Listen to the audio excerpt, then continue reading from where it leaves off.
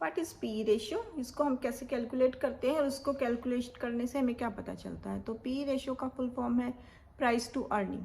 अब price to earning में क्या होता है कि current market price of the share divided by EPS पर शेयर। अब मान लीजिए कोई शेयर है, उसका प्राइस है 100, उसकी ईपीएस है 10, तो जो हमारा पी निकल के आया वो आया 10। अब इस 10 से हमें ये पता चलता है कि वो जो कंपनी है उसका अगर वो 1 रुपया अर्न करिए तो हम उसके लिए 10 गुना पैसे देने को तैयार हैं।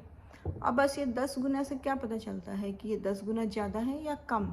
तो नॉर्मली हम ये मानते हैं अगर किसी कंपनी का पी कम होता है, 10 है, 15 है, तो हम सोचते हैं कि हाँ ये शेयर सस्ता है, इसमें हम इन्वेस्ट कर सकते हैं। लेकिन अगर पी ज़्यादा होता है तो नॉर्मली ये कंसिडर किया जाता है कि ये स्टॉक महंगा है और इसमें इन्वेस्ट करने से ज़्यादा रिटर्न नहीं मिलेंगे।